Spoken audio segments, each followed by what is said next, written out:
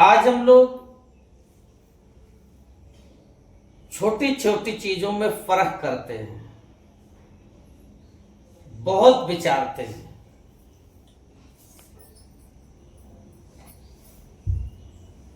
छोटी छोटी चीजों को लेकर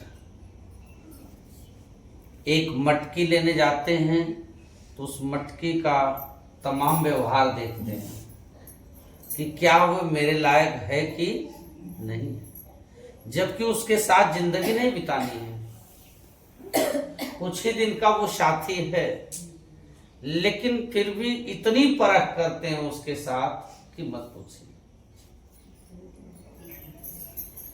पहले तो कुम्हार से कहते हैं कि दुकानदार मुझे अच्छी मिट्टी का देना, मिट्टी अच्छी हो। फिर कहते हैं कि भैया सही से देना, देखो चिटकी ना हो।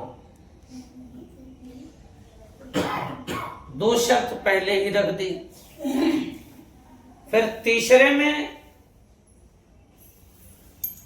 जब आपके हाथ में आई मटकी तो आपने उसको हल्का चोट किया उस पे, तो एक अनुभव होता है कि अगर उसको चिटका होगा तो उसकी आवाज बदलेगी। वहां जहां चिटकी होगी उसकी आवाज बदल के आएगी। ये अनुभव किया, हाथ मार के उस पे देखा, छोटे डंडे से देखा, इतने पे भी विश्वास नहीं लगा तो आपने सूरज की तरफ लगा के उसको देखा कि अगर कहीं से चिटका होगा तो उसका प्रकाश या उजाला कुछ इस तरीके से समझ में आएगा। अब इतने परख के बाद भी आप विश्वास नहीं कर रहे हो, कुमार से बोल रहे हो भैया थोड़ा पानी मिलेगा क्या? पक्की परख करने के लिए कि हो सकता है कहीं से भी छूटा हो सकता है कहीं हमारी नजर ना जा पा रही हो सकता है आवाज ना बता रही हो सकता है अभी बारीक छिद्र कहीं रह गया हो, समझ से बाहर हो।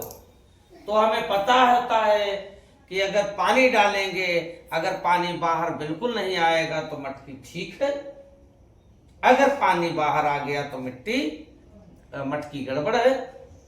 तो हमने उसमें पानी भर दिया, पानी भर के 5 मिनट तक हम खड़े होकर उसका इंतजार किए और देखा थोड़ी देर बाद कि मटकी से थोड़ी सी पानी रिझाव कर रहा।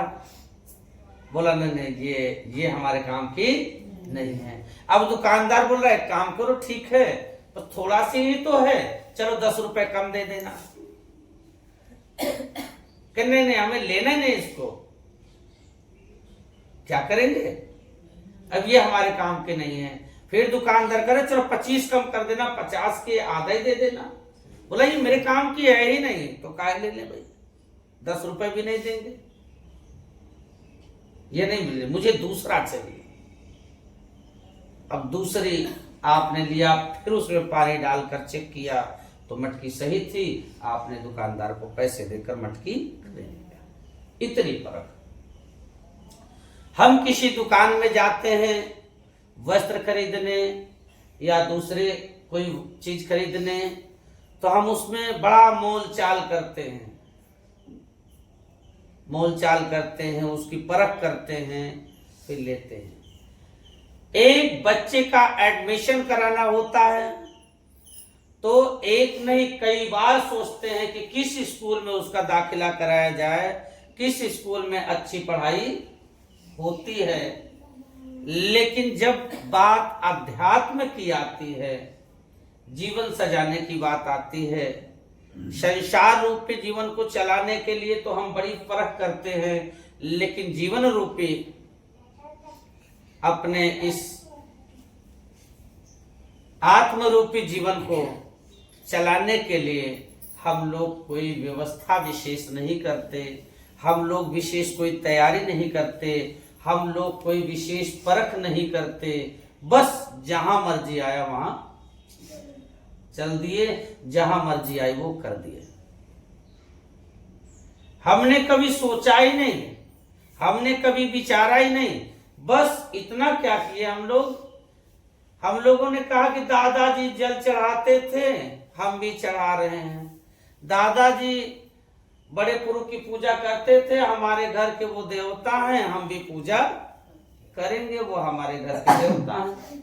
हमें थोड़ा कष्ट मिला, हम किसी जानकार के पास गए और वहां पता चला कि उसने बताया कि तुम्हारे घर का देवता नाराज हो गया ना। अधिकतर मेरे कान में भी ये बात आती है कि फलाने ने कहा, ढिकाने ने कहा कि तुम्हारे घर का देवता नाराज है। गुरुजी मैंने कई जगह पता किया, बताते हैं कि देवता तुम्हारे घर का नाराज हो गया है, लेकिन बहुत आसानी से हम लोग इस भाषा को मान लिए, समझ लिए। हाँ, हो ना हो, हमारे दादाजी पूजा करते थे, अब वो नहीं रहे हैं, हो सकता है देवता नाराज हो गया हो इसलिए ना। लेकिन जरा समझिए, क्या सच में देवता नाराज है?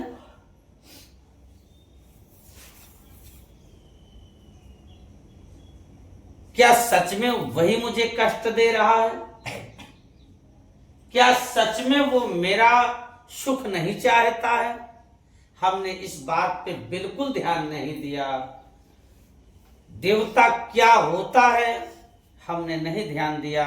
बस किसी ने कहा देवता तो हमने मान लिया देवता, किसी ने कहा नाराज है, हमने मान लिया नाराज है। कभी वो शरीर पे आया, बोला हम देवता हैं, हमने आसानी से मान लिया। उसने कहा बेटा क्या चाहिए, क्या चाहिए? बोला महाराज यही हमारे कष्टों को हटा दीजिए। देवता कहता अभी मैं कचरे में हूं, अभी मैं फंसा हुआ हूं, वक्त आने पे काम कर देंगे, चलो पूरा हो जाएगा। ऐसे बहाने मार दे रहा, घर परेशान है। इसलिए कि कभी हम लोगों ने ध्यान नहीं दिया इस बात को, कभी गहराई से इसको हमने माना नहीं। और देवता भी गजब, देवता भी गजब कि अगर नवरात्रि या विशेष तिथि को उनको चढ़ावा नहीं दिया गया तो आपको दुख देने लगते हैं, आपको कष्ट देने लगते हैं, आपको परेशान करने लगते हैं ना। सच्चाई यही है कि देवता कभी भी किसी के शरीर पर नहीं आता। इस बात का बहुत ध्यान कर लीजिएगा। देवता कभी भी किसी के शरीर पे नहीं आता है। देवता कभी किसी पर नाराज नहीं होता है। देवता कभी आपके हाथों से चढ़ावे का भूखा नहीं होता है। देवता आपका अकेला नहीं होता है, देवता सबका है, वो किसी एक व्यक्ति का नहीं होता। आज हम दरबार में बैठे हैं तो हम आपके अकेले थोड़ी नहीं हैं। यहां जो आएगा हम सबके गुरुजी, ठीक है, आप लोग गुरुजी से संबंध जोड़ा है तो गुरुजी से ही, तो सबके हैं। जो देवता का अर्थ यह है कि जो दे दे उसका भी भला और जो ना दे उसका भी भला।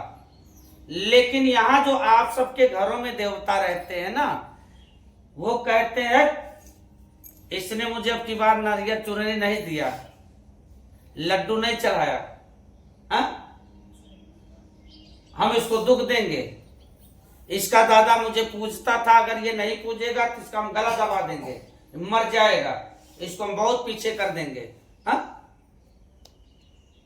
जबरदस्ती पूजा लेते हैं। आके मुझसे भी कई बार रोते हैं, गिड़गिड़ाते हैं, गुरुजी एक ही लोटवा जल दिलवा दीजिए। ये रो रहा है, ये देवता है। किस दृष्टिकोण से लगता है कि ये देवता है? ये रो रहा है, ये भूखा है, ये प्यासा है। बोला देवता भी भूखा और प्यासा रहेगा?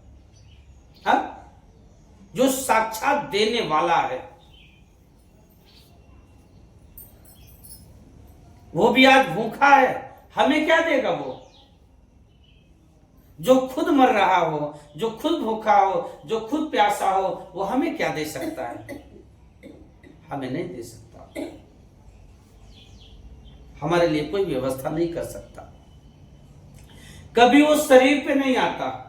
हाँ, कोई ऐसी जब दिव्य ऊर्जाएं आती हैं तो शरीर पे आते नहीं, शरीर पे खेलती नहीं है। आपको छाया रूपी माया देंगी। जो आप वाणी बोलेंगे वो सत्य हो सकती है, आपकी वाणी पे वो हो सकते। आप जो उनसे प्रार्थनाएं करेंगे वो आपकी मनोकामना पूर्ण हो सकती है।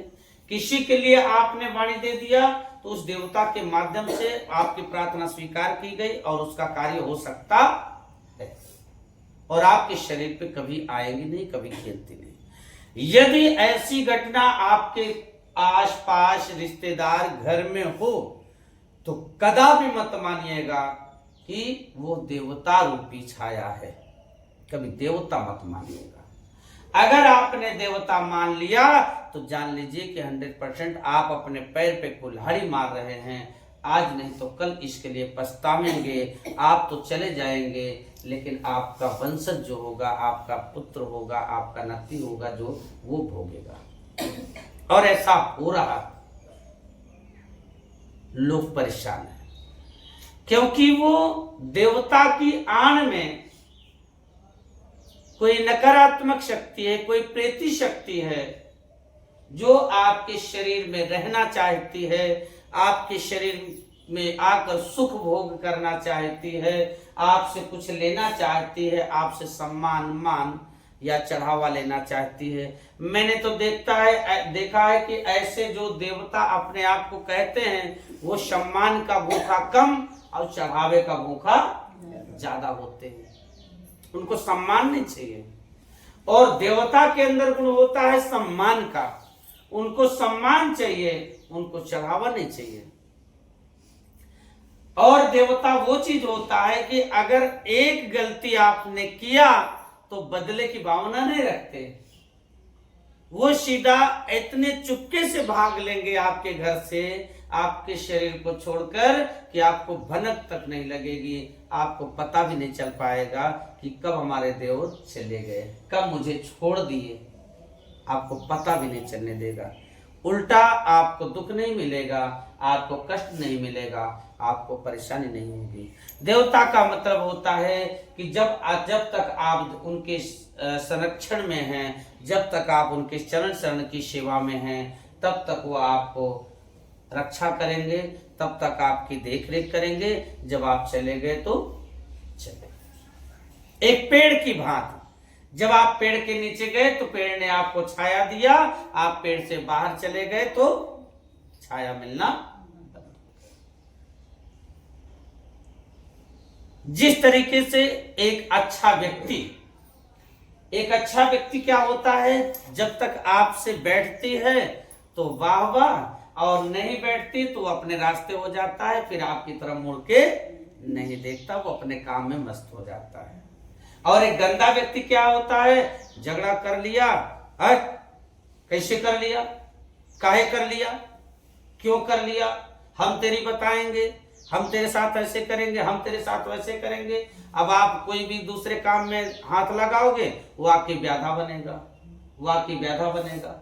ये गलत विचार वाले व्यक्तियों की बात है। लेकिन जो अच्छा व्यक्ति होगा वो अपना हिसाब कर लेगा आपसे, जो आपका हिसाब मामला फंसा हुआ है, आप अपने रास्ते और हम अपने रास्ते। फिर आप बुलाओगे तो दोबारा आपके दरवाजे नहीं आएगा, वो बुलाने पे भी नहीं आएगा, क्योंकि उसको इंसान की परख हो गई कि इंसान हमारे लायक नहीं है, अब इससे दूरी बना के रहना है, अब इससे व्यवहार नहीं बनाना है, ये आदमी ठीक नहीं है। लेकिन गंदा व्यक्ति क्या है, वो 10 बार भी आएगा, वो आपसे ईर्ष्या रखेगा, जहां मौका लगेगा आपको गिरा देगा।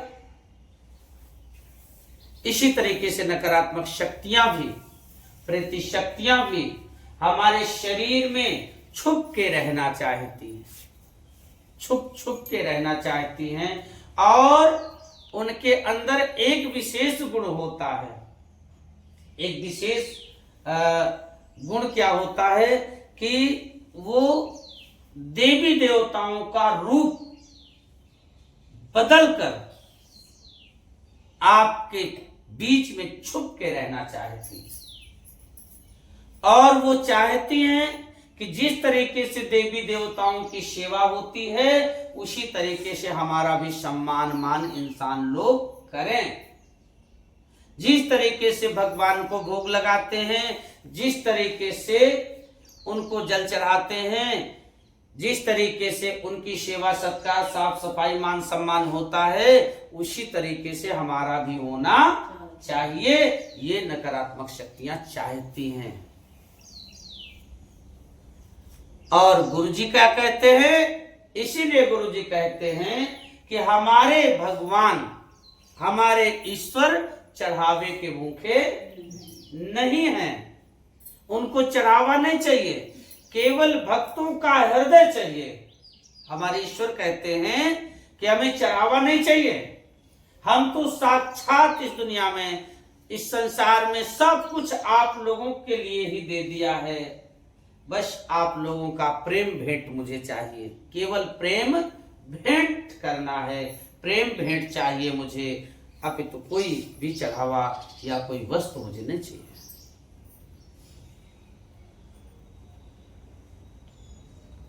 इसलिए गुरु जी कहते हैं कि आप लोग, चूंकि महाशिव शक्ति धाम में आप लोग नकारात्मक शक्तियों से जो घेरे में है वही लोग ज्यादा आते हैं, तो इनसे बचने के लिए गुरुजी ने कहा है कि चढ़ावे से आप दूर रहिए, चढ़ावे से दूर रहिए। ईश्वर की यदि बात करें तो ईश्वर तो कहा जाता है सबका एक है, सबका मालिक एक है, सबका मालिक एक है। और किसी ने भजन भी कहा है कि अल्लाह कहो या राम भगवान एक है, अल्लाह कहो या राम भगवान एक है, प्याले अलग अलग हैं पर जाम एक है। ऐसा समझाने का प्रयास किया कि क्या हिंदू, क्या मुस्लिम, क्या सिख, ईसाई, सभी का ईश्वर एक है। किसी ने अल्लाह कहा, किसी ने हरि कहा, किसी ने नारायण कहा, किसी ने शिव कहा, किसी ने निर्विण निराकार निरंजन कहा, किसी ने वाहेगुरु कहा तो किसी ने यीशु कहा, किसी ने कुछ अपना अलग नाम दिया, किसी ने गॉड कहा। हरि के हजार नाम, सब अपने अपने नामों से पुकारे। आज एक मुस्लिम मस्जिद में जाता है तो क्या कुछ लेकर जाता है? कुछ भी नहीं लेकर जाता, खाली हाथ जाता है। क्या उसकी प्रार्थनाएं अल्लाह स्वीकार नहीं करता? स्वीकार करता है। एक सिख है, क्या लेकर जाता है? कुछ नहीं लेकर जाता। क्या उसकी प्रार्थनाएं स्वीकार नहीं करता? होती होगी। एक ईसाई चर्च में जाता है तो क्या कुछ लेकर जाता है? कुछ नहीं लेकर जाता। क्या उसका ईश्वर उसकी प्रार्थना स्वीकार नहीं करता? करता होगा। आज जो भोग की प्रक्रिया है, चढ़ावे की जो प्रक्रिया है, ये हम क्यों करते हैं, हमें क्यों करना जरूरी है, किस भाव से करना चाहिए, और जरूरत पड़े तो इनसे बचना भी चाहिए। और मेरा क्या कहना है, और यही सत्य भी है, सही है ये, कैसा करना चाहिए, कैसा होना चाहिए। पहली चीज तो आप ये समझें कि जब तक आप नकारात्मक शक्ति के घेरे में हैं तब तक कोई भी चढ़ावा नहीं चढ़ाएं, कोई चढ़ावा नहीं चढ़ाएंगे। बल्कि गुरुजी ने कहा है कि चढ़ावे के बदले आप लोग भगवान को भजन सुनाइए, भगवान का कीर्तन कीजिए, भगवान का नाम जप कीजिए। बदले में जिस तरीके से किसी को शुगर हो जाता है तो क्या होता है, मीठा खाना बंद हो गया, अब वो बिना चीनी की चाय पीने लगा ना।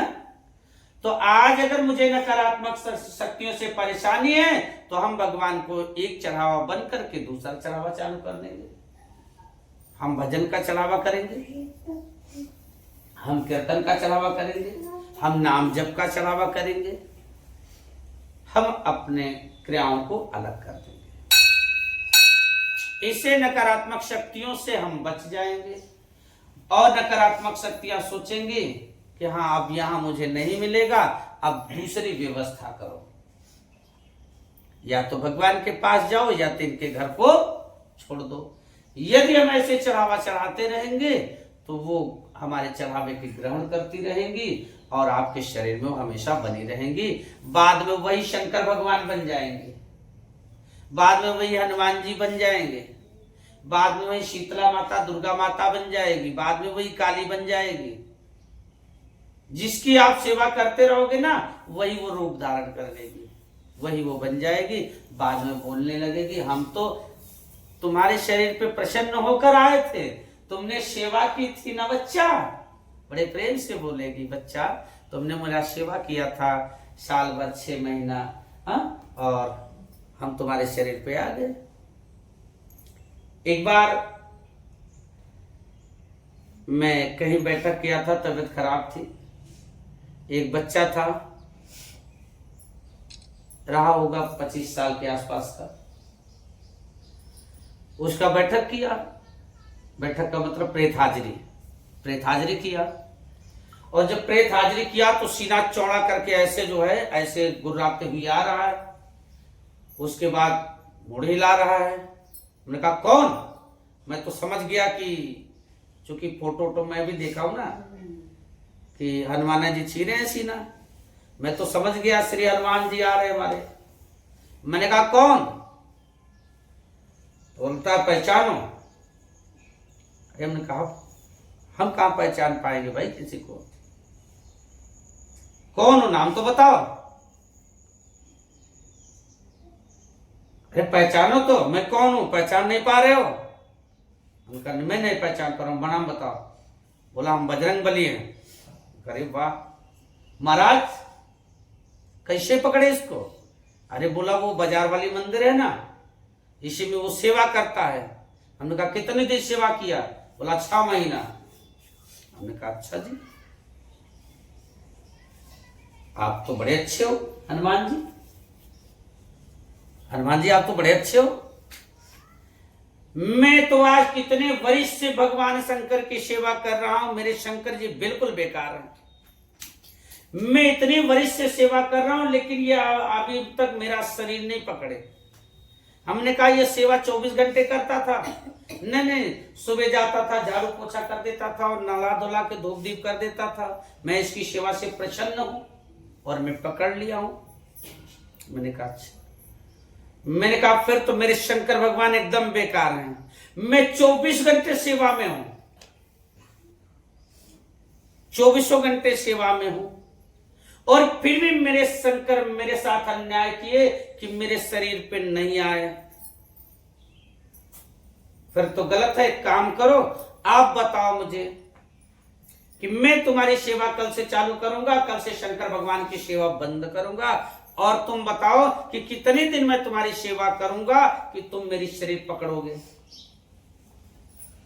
बताओ। मंदिर की सफाई भी करूंगा, और ये तो शाम सुबह जाता था, हम 24 घंटे वहीं रहेंगे, और एक मंदिर में तिनका तक नहीं बैठने पाएगा, जरा सा धूल नहीं आ पाएगी। एकदम 24 घंटे दीपक जला के रखेंगे, एकदम धूप जला के रखेंगे, जैसा कहोगे वैसे हम करेंगे। हम प्रेम देंगे, हम भाव देंगे, हम श्रद्धा देंगे, हम भोग करेंगे, जो कहोगे वो करने के लिए तैयार है। लेकिन आज मुझे बताओ कि हमारी शरीर कितने देर में पकड़ोगे? महीने, 2 महीने, 4 महीने, 6 महीने, साल भर? बताओ। बोला हम नहीं पकड़ पाएंगे, हम नहीं पकड़ेंगे। हमने कहा क्यों? क्यों नहीं पकड़ोगे? बोला नहीं पकड़ेंगे, हम जिसके ऊपर खुश हैं। अरे हमने कहा मैं भी तो यार पुत्र हूं, उससे कम तो सेवा करूंगा नहीं। बोला उसके ऊपर हम खुश हैं तो भैया हम भी सेवा करेंगे, हमारे ऊपर भी खुश हो जाना। बोला नहीं कर पाएंगे। हमने कहा नहीं कर पाओगे तो बहुत मारेंगे हम। काहे नहीं पकड़ोगे? तो कहें हम कल्लू मुर्दा है, हम कल्लू मुर्दा है, हम बजरंग बली बन के राहत रहे। ऐसी भाषा बोला। घर वालों से पूछा, हमने कहा कल्लू कौन है? अरे बोला बोला फलानवा के बाप है। इतने में वो घर वाले, तू कब से आए रे? तुम मेरे बेटे को खा रहा है आके? का करी भेज दिहन है, इस सेवा करता रहा बजरंग बली, तो हम सोचे कि बजरंग बली बन जावे, तो हम का क्यों जान न पाई, और सोचे हैं कि बजरंगे बली पकड़े हैं, हम कर रहा है कि मिली। ऐसा ये खेल है नकारात्मक शक्ति। कुछ साल पहले की घटना है, प्रतापगढ़। एक व्यक्ति आया, उसको भी हनुमान जी आते थे। पूरा घर परेशान दुख से, और हनुमान जी घर में बैठे हैं। हनुमान जी के विषय में तो कहा गया कि हनुमान जी का अगर कोई नाम भी ले ले तो प्रेती आत्मा कोसों दूर भागती है।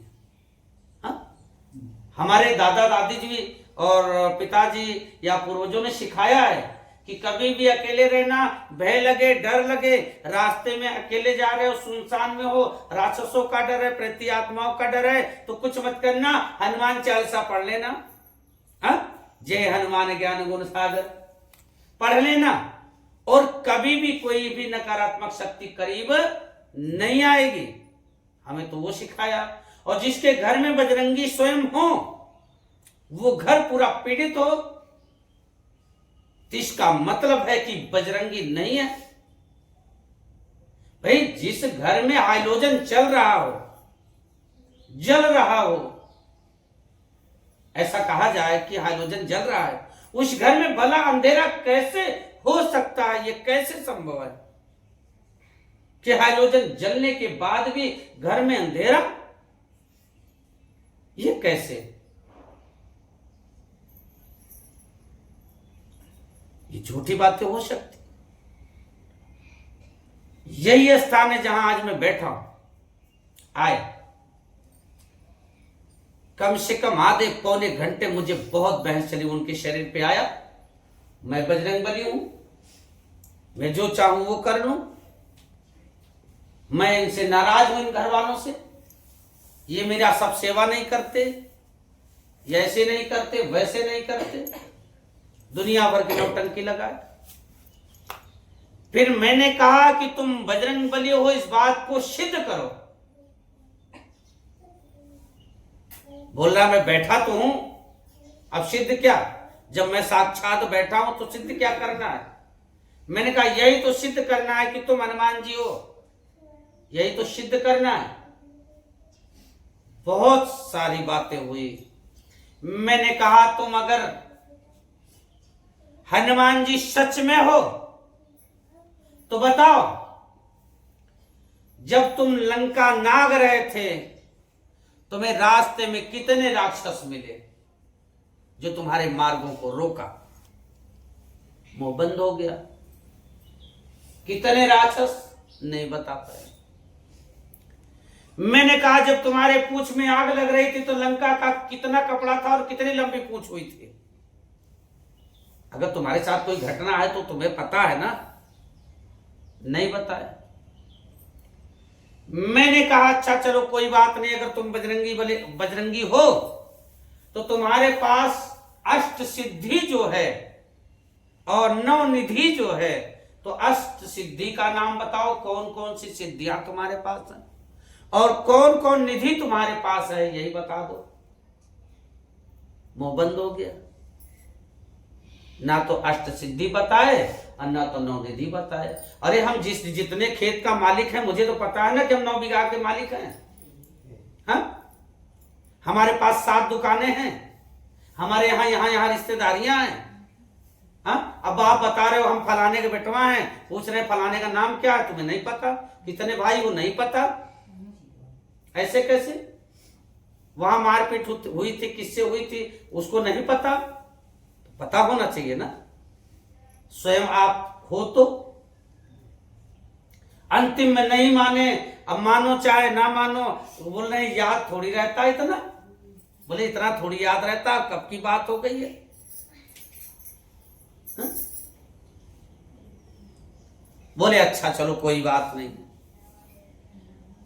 मैंने हाथ में लिया एक गेंदा का फूल का पंखुड़ी टुकड़ा लिया, दोनों हाथ में बंद कर दिया।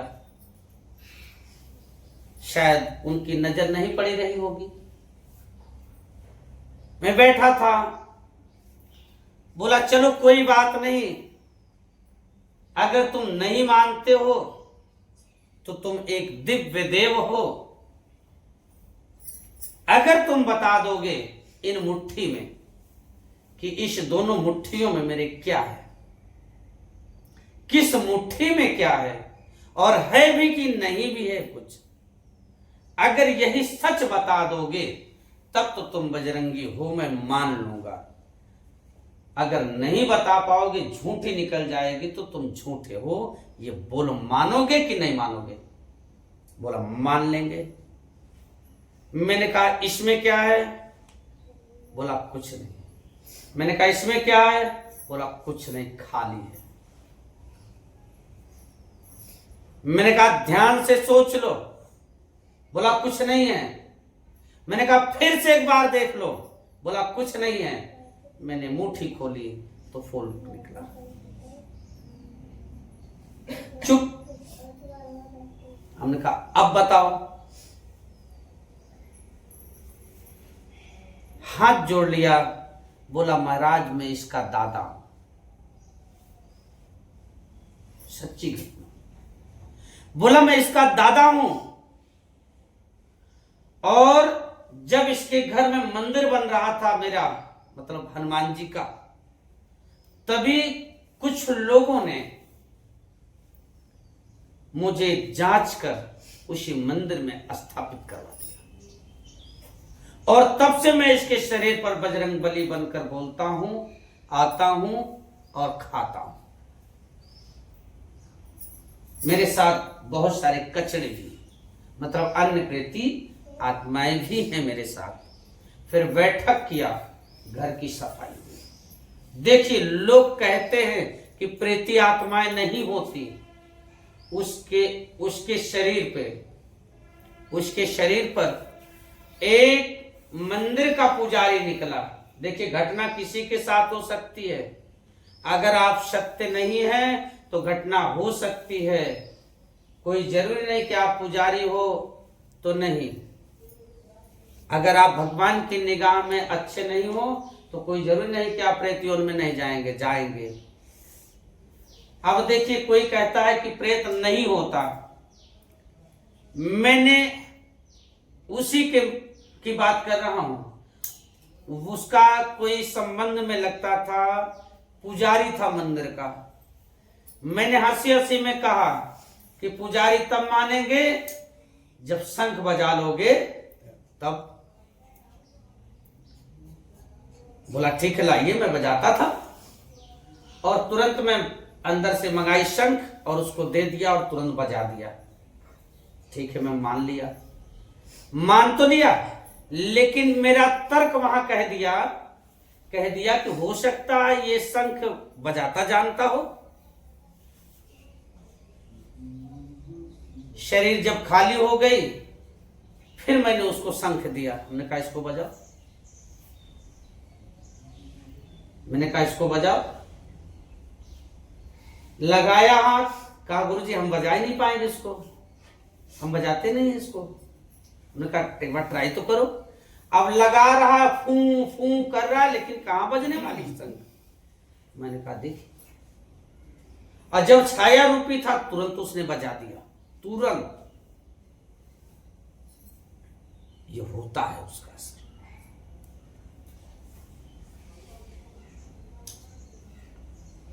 अब वो प्रेत का थोड़ा शरीर पे परसेंटेज भी होता है ना, कितने परसेंट में वो है, कितना शरीर पर वो हावी है।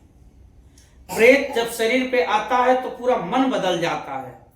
अगर वो प्रेत गंदे विचार का था तो उसके व्यक्ति के अंदर मन में गंदा विचार आने लगेगा। अगर वो प्रेत मछली खाता था, मांस खाता था, शराब पीता था, सिगरेट पीता था, तो जिस व्यक्ति के शरीर में है वैसी प्रवृत्ति उसके शरीर में भी आने लगेगी। ऐसा देखा गया। एक बच्ची थी, अपने पिताजी के साथ स्कूल में परीक्षा देने गई और वापस आ रही थी।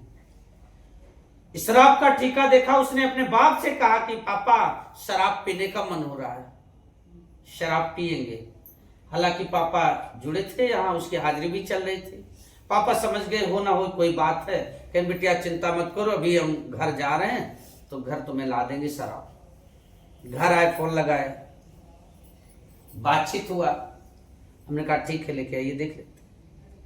लेके आए, बैठक हुआ तो पता चला कि उनके पड़ोस का एक मुर्दा वो शराब पी के तालाब में डूब के मर गया था। मतलब शराब पिया था और गलती से जो है तालाब में चला गया, मर गया था। वो है, ये शराब मांग रहा था। बयान किया उसने कि मैं पी रहा था। तो ऐसा होता है, ये नकारात्मक शक्तियों की देन है। तो गुरुजी कहते हैं, समझाते हैं कि थोड़ा दिन चढ़ावे से रुक जाओ। हमारे ईश्वर चढ़ावे के भूखे नहीं है, थोड़ा दिन रुक जाओ, भगवान का भजन करो, भगवान का कीर्तन करो, भगवान का नाम जाप करो। तो जब यदि भगवान का नाम जाप करोगे, भगवान का कीर्तन करोगे, भगवान का भजन करोगे, तो नकारात्मक शक्ति उसको ग्रहण नहीं कर पाएगी। प्रेम कोई छीन लेगा क्या मेरा? भाव मेरा कोई छीन लेगा क्या? नहीं नहीं, मैंने मोबाइल दिया आपको कि जा भैया फलाने को दे देना, तो हो सकता है इसके साथ आप छेड़खानी कर ले जाओ, उसको ना देकर आप ले लो। बोल दो गुरुजी चोरी हो गई, आपकी नीति बदल सकती है। लेकिन मैंने कहा कि जाके ये संदेश कह देना, आप उसको चोरी नहीं कर सकते, चोरी नहीं करोगे, इसलिए कि उसमें कोई लाभ आपको मिलने वाला नहीं होगा। हाँ, थोड़ा सा लग सकता है, पड़ोसी हो तो आप बात रोक सकते हो, हम नहीं बताएंगे। मान लीजिए डाकिया ने कहा तो फलाने का कॉल लेटर आया हुआ है, जाके बोल देना भैया, आके उठा ले जाएगा। अब आप सोचोगे अरे इसको बता देंगे, साले को नहीं बताएंगे, डेट चली जाएगी। हाँ, डेट चली जाएगी, परीक्षा नहीं दे पाएगा, अच्छा रहेगा, नहीं तो नौकरी लग जाएगी। हो सकता है आप छुपा लो, लेकिन यदि मैं डायरेक्ट बोल रहा हूं उससे, फिर कौन क्या कर पाएगा, कौन क्या ले पाएगा? हो सकता है कागज होता तो छीन के फेंक देता, रात में चुरा लेता, कुछ भी कर सकता है भाई, धन है ले सकता है, लेकिन हमारी बात को कौन ले सकता है? मैंने कहा भैया कल चले आना, कौन रोक सकता है इसको? ये नहीं ले सकता है। तो ये भजन, ये कीर्तन, ये नाम जाप हमारा सीधा भगवान का भाव है, और हम भगवान के लिए सीधा हृदय से और दूसरे हृदय से सीधा एक तार के माध्यम से, रूह के माध्यम से जुड़ा हो रहा है। इसमें कोई भेद नहीं कर सकता, इसमें कोई छेड़ नहीं सकता। इसलिए गुरु जी कहे हैं कि कीर्तन, भजन और भाव पे ज्यादा ध्यान देना चाहिए, ताकि हम घटना से दूर रहें, कभी भी कोई हमारे शरीर के भीतर नकारात्मक शक्तियां प्रवेश न करने पाए। हमारे गांव में क्या होता है, अधिकतर गांव के लोग क्या करते हैं, वो भजन कीर्तन जागरण सत्संग पे ध्यान नहीं देते। हाँ, कभी भी मोबाइल में कार्टून देखेंगे, लेकिन ये नहीं देखेंगे मोबाइल खोल के कि चलो आज फलाने महाराज जी का सत्संग आ रहा, चलो सत्संग एक घंटे सुन लें। हाँ, शाम को तमाम महिलाएं देखती हैं, धारावाहिक देखती हैं, वही परिवार वाले में जहर कैसे डाल दिया इसने, फलानवा जा रहा है कैसे लूटेगा, फलानवा देखो कैसे मारता है उसको, फलानवा जेल में बंद करके उसको छुपा के रख दिया है बेड के भीतर। ये सब देखने में बड़ा आनंद आता है, लेकिन ये नहीं देखेंगे सवेरे महाराज जी सत्संग कर रहे हैं, चलो सत्संग सुन लिया जाए, भगवान की कैसी पूजा होती है ये सुन लिया जाए, चलो बैठ के कीर्तन कर लिया जाए, इसके विषय में नहीं सोचते। हाँ, चढ़ावा के विषय में खूब देखेंगे, अगर भगवान की पूजा करेंगे, फूल चढ़ाना है, सिंदूर कहाँ लगाना है, ये कहाँ करना है, वो कहाँ करना है, चढ़ावे पे खूब ध्यान देंगे। भजन कीर्तन में पीछे, खाली चढ़ावा चढ़ा दिए, भगवान की पूजा हो गई, और वही जगह है कि धोखा हो जाता है। धोखा वही हो जा रहा है क्योंकि नकारात्मक शक्तियों को रहने का मौका मिल रहा है। क्योंकि गांव में मान्यताएं ज्यादा है भूत प्रेत जैसी चीजों की, और उनको भी उसी में हाथ धोने का मौका मिल जाता है। तो इनसे दूर रहें। भजन कीर्तन सत्संग नाम जाप में, इसमें आप ज्यादा ध्यान दें, अपने कर्मों पे विशेष ध्यान दें, चढ़ावे पे कम ध्यान देंगे। ठीक। और यदि आप चढ़ावा चढ़ाते भी हैं तो समझ जाइएगा कि चढ़ावा हम क्यों चढ़ाते हैं और चढ़ावा हमें कैसे चढ़ाना है, चढ़ावे के समय क्या बोलना है, क्या कहना है, कैसे बोलना है भगवान से। तो पहला है धूप बत्ती और दीपक ना, पहले तो सबसे पहले यही करते हैं ना, सबसे पहला काम हमारा है दीपक जलाना ना। तो दीपक एक प्रकाश देने वाला है, दीपक अंधकार को दूर करने वाला है। कभी भी जब भगवान के पास दीपक जलाएं, धूप बत्ती जलाएं, तो ये सोचकर ये भावना प्रकट करें कि हम भगवान के लिए दीपक जला रहे हैं। भगवान के लिए दीपक हम कहां जला सकते हैं जी? हाँ? अरे जिसके पास इतना बड़ा सूरज जैसा दीपक हो, जो संसार को प्रकाशित किया हो, भला उसके लिए हम दीपक क्या जला सकते हैं? जो स्वयं प्रकाशमयी हो, जो स्वयं प्रकाशित हो, हम उसके आगे कौन सा दीपक रखें? जो स्वयं में ही प्रकाशित हो, उसके सामने हम कौन सा दीपक रखें? अब एक हाइलोजन जल रहा हो बड़ा से, किसी के आप बारात में जाइए, किसी की बारात में चले जाइए, बड़ा आदमी हो, खूब बड़ा बड़ा जनरेटर रखा हो भैया ना, बड़ा बड़ा जनरेटर रखा हो और खूब बड़े बड़े हाइलोजन हो कि पूरा आधा किलोमीटर का प्रकाश जा रहा हो, 4-6 हाइलोजन 10 हाइलोजन लगा हो, और उसमें से एक मित्र उसका निकला, वो पहले हुंडा जनरेटर आता था छोटा सा ना, हुंडा जनरेटर, और 2-3-4 थे एलईडी बल्ब लेके पहुंचा वो, और हाइलोजन के सामने टांगने लगा।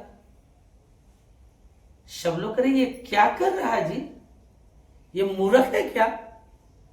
हाइलोजन इतने इतने बड़े जल रहे, एलईडी जलाने आया ये छोटा सा हुंडा लेके आया, इतना बड़ा बड़ा जनरेटर है ना। अजीब, मजा नहीं आएगा। क्या करेगा, बात समझ में नहीं आएगी। एक व्यक्ति है भैया, बड़ा आदमी है, काफी बड़ा आदमी है, 100 बीघा आलू बोता है, 100 बीघा आलू बोता है भैया, बहुत आलू उसके घर होता है। तो एक आदमी ने क्या किया, उसका मित्र ने क्या किया,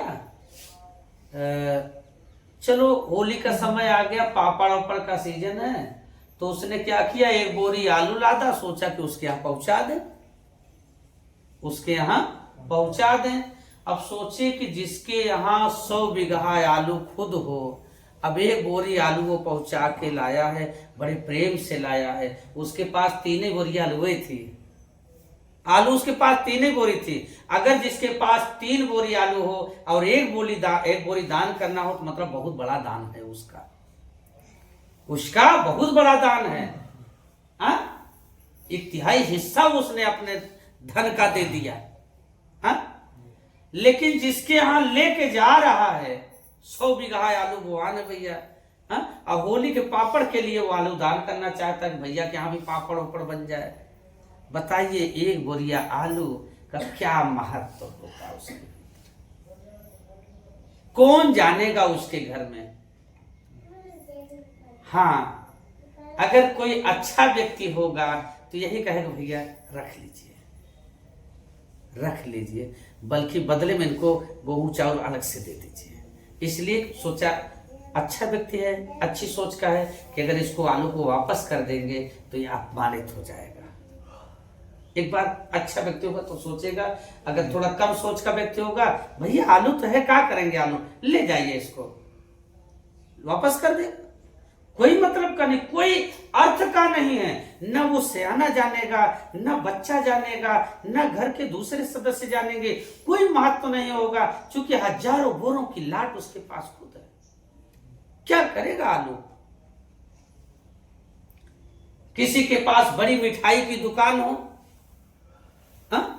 बड़ी मिठाई की दुकान हो, आप उसके रिश्तेदार हो और ले जाओ 1 किलो मिठाई दे दो, बच्चे नहीं पूछेंगे तुम क्या लेकर आए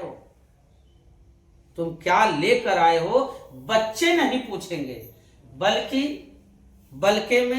बदले में यदि आप फल लेकर जाओगे, मिठाई से कई गुना सस्ता है। 1 किलो मिठाई 500 की, 1 किलो सेब 150 रुपए का, लेकिन वो बच्चा खाएगा। मिठाई के बदले समोसे लेके जाओगे, बच्चा खाएगा।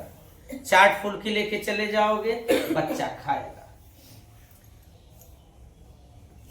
जिसके घर में 10 गैया 10 भैंस हो, अब उसके यहां आप दूध पहुंचा के देख लीजिए 1 लीटर, कोई मतलब का निकलेगा, कोई मतलब का नहीं निकलेगा। जिसके यहां दूध नहीं है, उसके यहां दूध पहुंचा लीजिएगा, अटेगा नहीं, बिल्कुल नहीं अटेगा।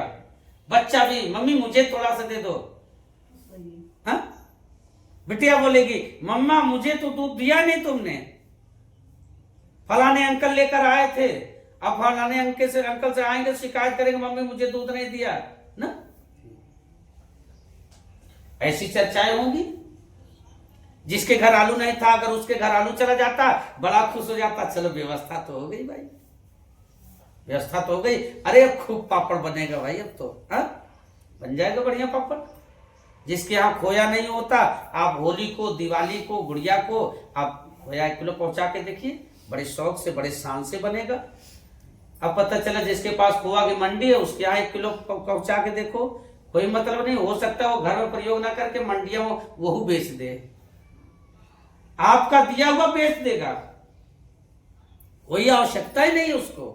तो जिसके पास सूरज जैसा दीपक हो, जिसके पास सूरज जैसा दीपक हो, और हम नन्हा सा दीपक उसके सामने जलाने जाए, क्या है वो दीपक उसके सामने, उसके आगे क्या है वो।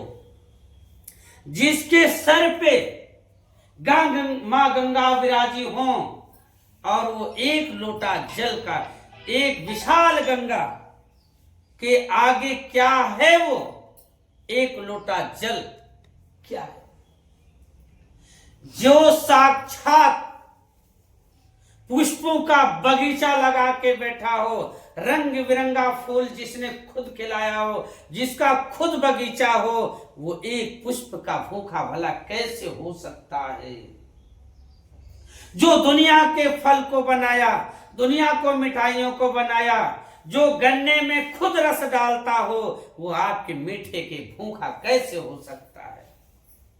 जो गन्ने में खुद मिठाई डाला हो, जो फूलों में खुद सुगंध डाला हो, वो आपके खुशबू की कैसे भूखा हो सकता है? आज हम लोग धूप बत्ती जलाते हैं, अरे भैया महके वाले ले आया, महक देने वाली, सुंदर महक, महक देने वाली, ताकि भगवान महक जाए ना। अब सोचो, अब ये बना कहां से?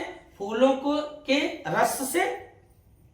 धूपबत्ती जो बना ये फूलों के रस से, उसको सुगंध निकाला गया और सुगंध को निकाल कर सेंट बनाया गया, इत्र बनाया गया, और वो हम लोग खरीद के लाए, फिर धूपबत्ती में डाले, तब जाके धूपबत्ती महकी।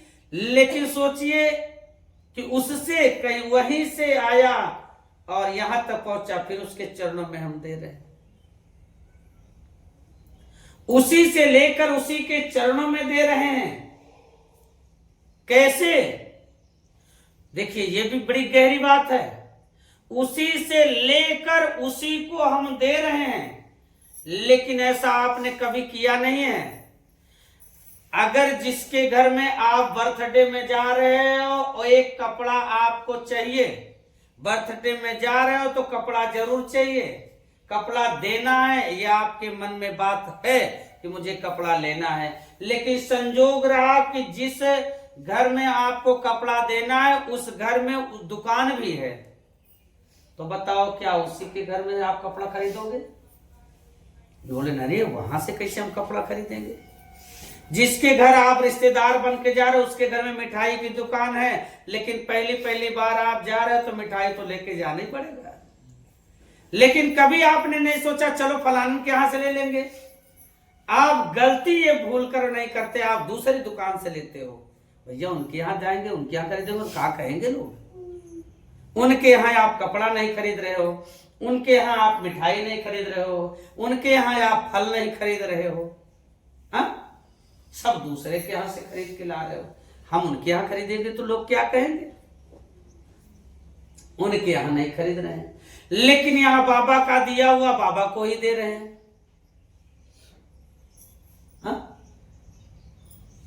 आप समझे? ये चढ़ावा, ये भोग जो आप करते हैं, आखिर हमारे ज्ञानी पुरुषों ने किस लिए बनाया है, क्यों बनाया है? समझा जाए, थोड़ा सा एक दृष्टिकोण डाला जाए उस पर। सबसे प्रथम में हमने जलाया धूप और दीप। क्या जलाया? दीपक जलाया, मान लीजिए। तो दीपक जलाते समय हमेशा प्रार्थना करना चाहिए। क्या करना चाहिए? और हम तो आपसे प्रार्थना कर रहे हैं, लेकिन जो पढ़े लिखे ज्ञानी पुरुष हैं वो कहते हैं कि मंत्र पढ़ना चाहिए। क्या करना चाहिए? मंत्र पढ़ना चाहिए। और हम कह रहे हैं प्रार्थना करना चाहिए। भैया समझिए इस बात को। तो मंत्र भी तो एक प्रार्थना है, मंत्र भी एक प्रार्थना है। मंत्रों में दो ही चीज तो होता है, विनती,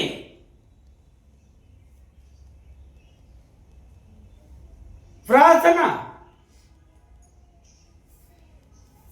बखान, गुणगान, बस। दो के अलावा तीसरा होता ही नहीं मंत्रों में। दो चीज के अलावा मंत्रों में कुछ होता ही नहीं है, प्रार्थना और बखान, बस। या तो प्रार्थना कर रहा होता है या तो बखान कर रहा होता है। उसी को मंत्र कहा जाता है। मंत्र वो जो हमारे कार्यों को सिद्ध कर दे, हमारे कार्यों को आसान बना दे। ज्ञानी पुरुषों ने कहा कि दीपक जलाते समय मंत्र पढ़ना चाहिए, जल चढ़ाते समय मंत्र पढ़ना चाहिए, आते समय मंत्र पढ़ना चाहिए, खाते समय मंत्र पढ़ना चाहिए। और महर्षि शक्तिधाम सरल भाषा में कहता है कि प्रार्थना करना चाहिए।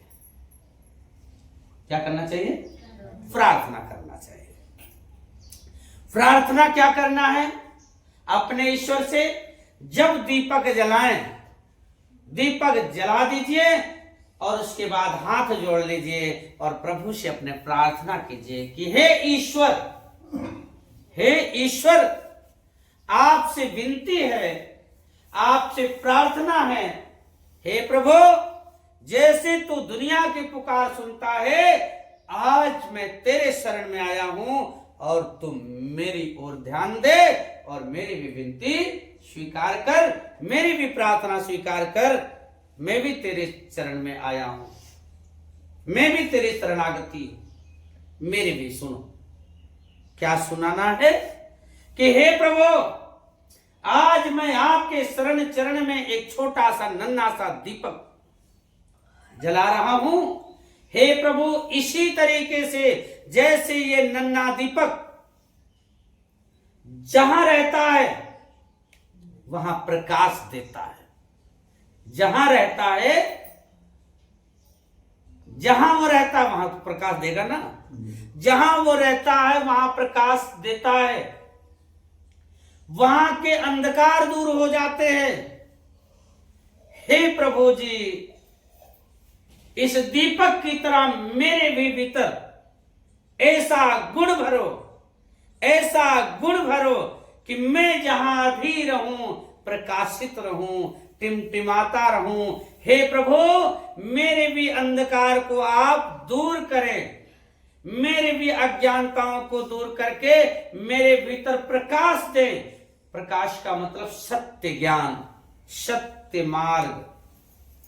मेरे द्वारा अनिहित ना हो, मेरे द्वारा गलत कार्य ना हो, मेरे द्वारा दूसरे को मैं प्रकाशित कर सकूं, दूसरे को भी अंधकार दूर कर सकूं। हे प्रभु, मुझे ऐसा प्रकाश दीजिए, मेरे अंदर ऐसी दिव्यता दीजिए कि इस दीपक की तरह मैं भी प्रकाशित रहूं, मेरे अज्ञानताएं दूर हों, मैं अंधकार से दूर रहूं, मैं प्रकाश में रहूं।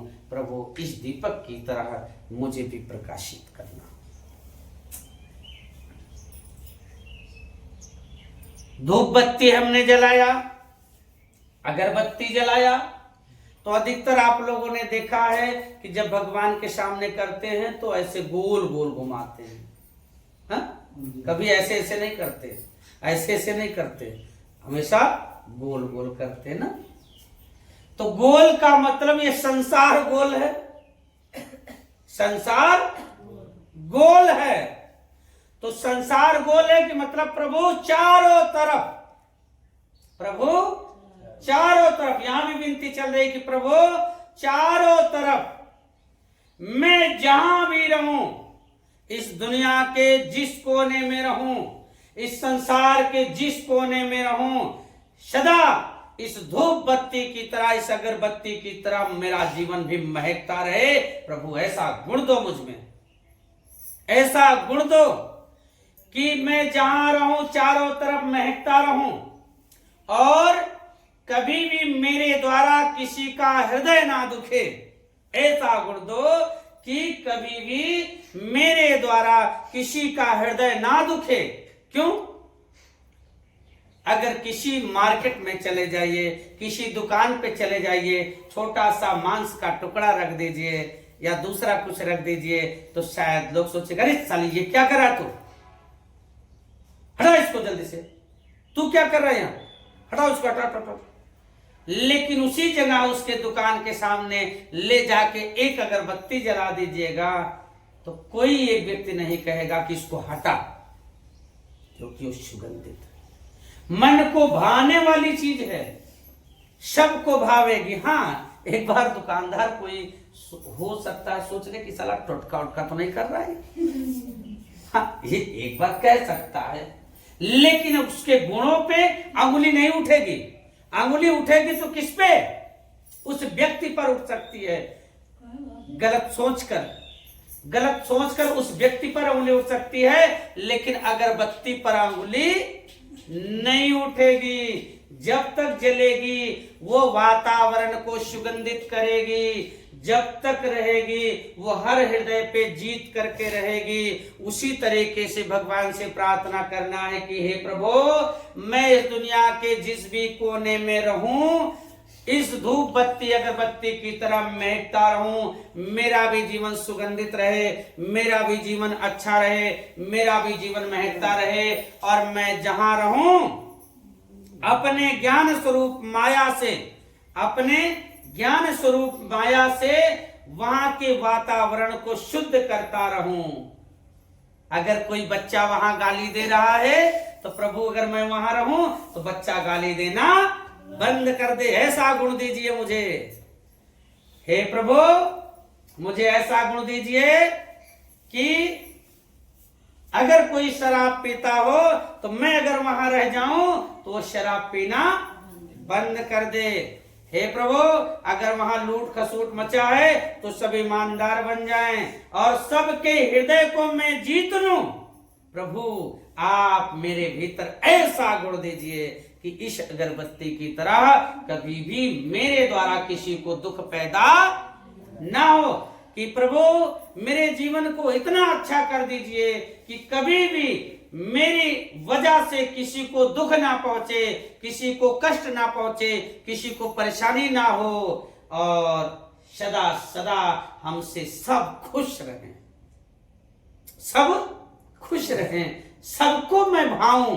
अगर मैं वहां से चला जाऊं तो लोग मुझे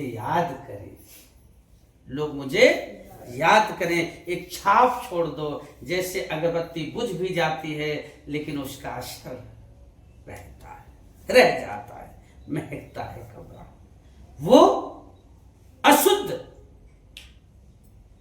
महक को शुद्ध कर देता है, गंदे वातावरण को साफ सुरक्षित स्वच्छ बना देता है। प्रभु, ऐसी धूप बत्ती या अगरबत्ती की तरह मुझे बनाना। उदाहरण दे रहा है, जैसे एक बच्चा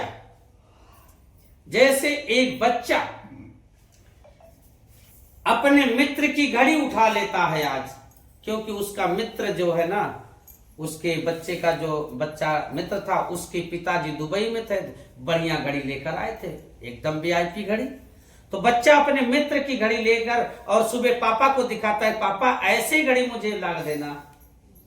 वैसे प्रभु, इस दीपक की तरह, इस धूप बत्ती की तरह, ठीक है, मुझे प्रकाशित कर देना और मेरे भीतर गुण भर देना, ताकि मेरा भी जीवन सफल हो जावे, हे प्रभु जी। अब फिर भगवान को क्या पहनाया? माला पहनाया। किसी ने माला पहनाया। तो माला पहनाना पहली चीज तो एक संस्कार हो गया।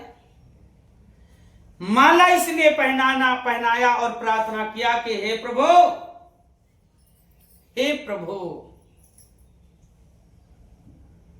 जिस तरीके से मैं आपके गले में एक पुष्प की माला पहना रहा हूं, आपके गले की शोभा बना रहा हूं, हे प्रभु, थोड़ी सी जगह देकर,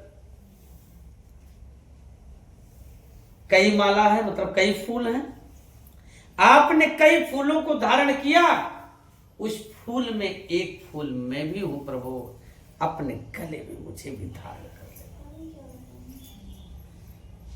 अपने से दूर मत करना, पहन लेना मतलब रोक लेना, मुझे भी जगह देकर मुझे भी रोक लेना।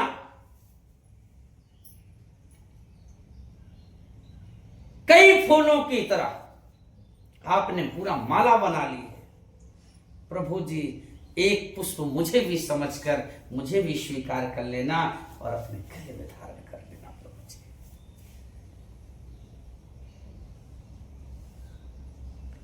मैंने चरणों में कुछ पुष्प बिछाए, चरणों में कुछ पुष्प बिछाए, पुष्प को मैंने ये चढ़ाया, पुष्प के लिए मैंने ये प्रार्थनाएं किया। पहली प्रार्थना ये कि प्रभु इन पुष्प की तरह मुझे भी अपना लेना, मुझे भी अपने गले लगा लेना, मुझे भी अपने हृदय लगा लेना। और कह रहा है कि जिस तरीके से किसी के रास्ते में जब पुष्प बिछा दिया जाता है तो ये पुष्प कभी भी पैर में चुभते नहीं हैं, बड़े कोमल होते हैं, बहुत कोमल होते हैं।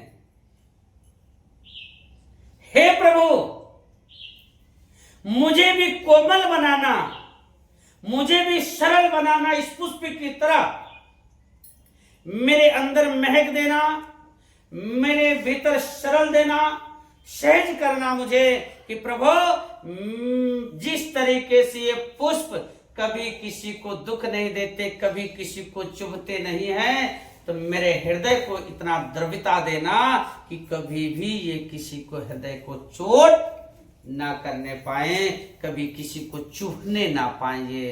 प्रभु इतना ख्याल रखना। हे प्रभु मुझे कोमल बनाना इस पुष्प की तरह, जैसे पुष्प इतना कोमल होता है, इतना कोमल होता है कि बड़ा भा जाता है, तनिक भी चोट नहीं लगती किसी से, फूल से तनिक भी चोट, बड़ा कोमल है। थोड़ा सा धूप लगा तो मूर्छित हो गया, थोड़ा सा धूप लगा तो मूर्छित हो गया। हे प्रभु इस फूल की भांति अगर थोड़ी सी कहीं से अर्जी आ जाए, हम उसको स्वीकार कर ले, हम उसको स्वीकार कर ले और उसकी मदद कर दे। मेरे द्वारा कभी किसी को आघात ना हो, किसी को चोट ना हो, मेरा जीवन किसी को चुभे ना, ऐसी कोमलता दीजिए। मेरे भीतर कभी कठोरता मत दीजिएगा बाबा, तनिक भी मेरे भीतर कठोरता मत दीजिएगा। अगर कठोरता दे देंगे तो हम चुभना चालू कर देंगे।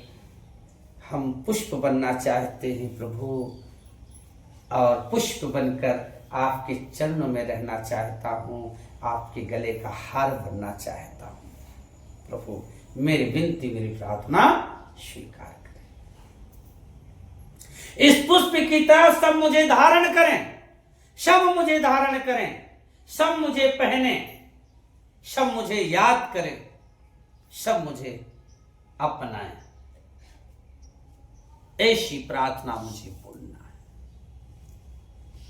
और बोलना है हे प्रभु ये कुछ पुष्प लाया हूं, फल लाया हूं, कुछ मिष्ठान लाया हूं, हे प्रभु इसको आपके चरणों में समर्पित कर रहे हैं। हे प्रभु, हे प्रभु, लोग कहते प्रभु खा लो, लोग कहते प्रभु खा लो इसको, लेकिन आज तक देखा गया कि एक को मिठाई कम नहीं है। हाँ? नहीं, गिन लीजिए कभी कि 12 सेब चढ़ाए थे, 12 में कुछ कम हुआ कि नहीं? हाँ? कम नहीं हुआ।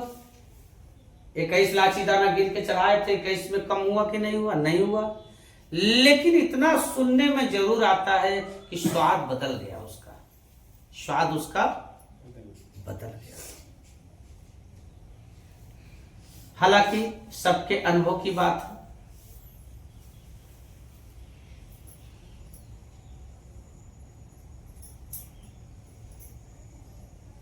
सच में स्वाद परिवर्तन हो जाता है। आप अगर ढंग से अनुभव करें तो स्वाद भिन्न हो जाता है, स्वाद बदल जाता है। स्वाद क्यों बदला?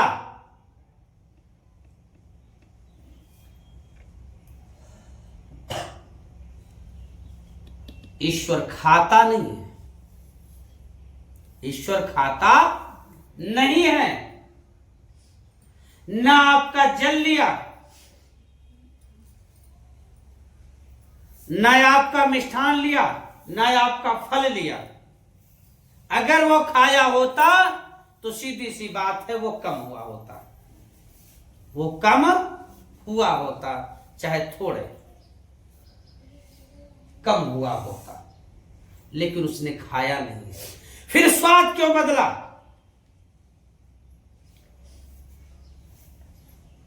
स्वाद इसलिए बदला कि जब ये दुकान पे था तब वो फल था, लेकिन जब बाबा के चरणों में रख उठा तो वो प्रसाद बन गया। प्रसाद बन गया तो जीवन तो बदल ही जाएगा। नाम बदला तो गुण बदल जाएगा ना, उसके भीतर का गुण तभी बदलेगा जब नाम बदलेगा उसका, क्योंकि नाम के पीछे गुण होता है उसका।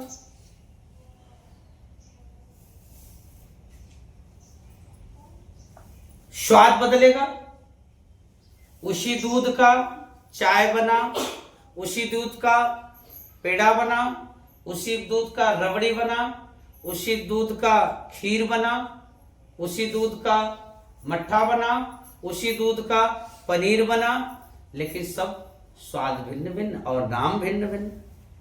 तो अब प्रसाद हो गया वो।